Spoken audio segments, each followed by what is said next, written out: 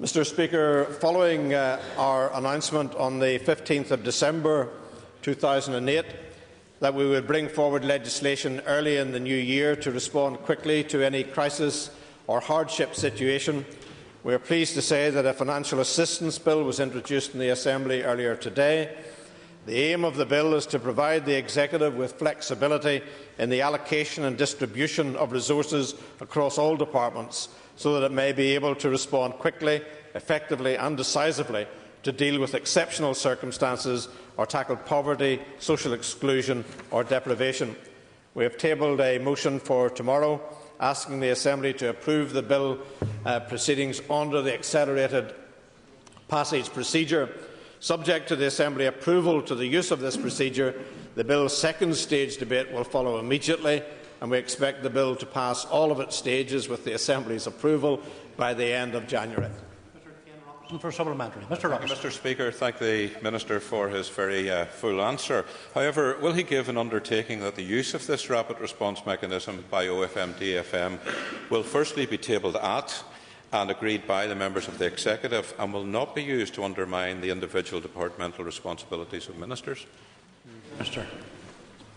The purpose of the legislation is to assist ministers with their departmental duties and to provide us with a statutory basis for taking action where no statutory basis presently exists. The Deputy First Minister and I have agreed that there should be a change to the ministerial code which will ensure that all of the schemes that would flow from this legislation would go to the Executive and would need to be approved before the schemes would proceed.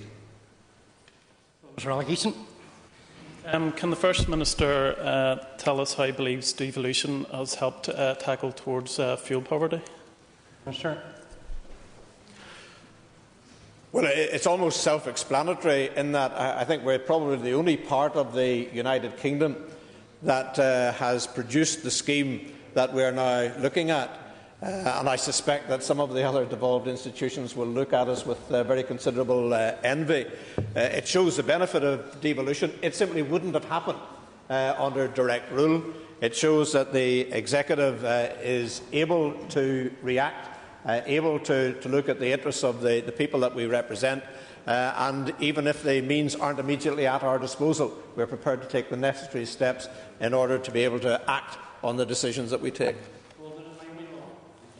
Thank you, Mr. Speaker. I would like to ask the Minister whether they will, given the urgency of the situation and the speed with which this is moving, whether they have had time to consider the issues which are raised in correspondence with them in regard to this matter last week, and whether they will be able to do so before tomorrow's debate.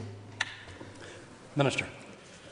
Well, Mr. Speaker, first of all, can I say that we very deliberately decided to go for this accelerated process as opposed to what we had originally considered doing, which was to go for a suspension of standing orders to allow some more debate to take place so that there would be more involvement of the Assembly.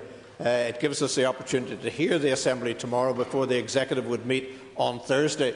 I have read the correspondence. I am aware of the points that have been raised. I think that there are some easy answers to the issues that have been raised, not just by the Honourable Lady but by others in terms of this legislation. But I would put it to her that it would be wrong for us to provide all of the answers before we meet our Executive colleagues on Thursday. We are proceeding with the legislation as we have provided it today. We are open to amendments. If sensible amendments come forward that improve the legislation, we haven't a closed mind to that at all.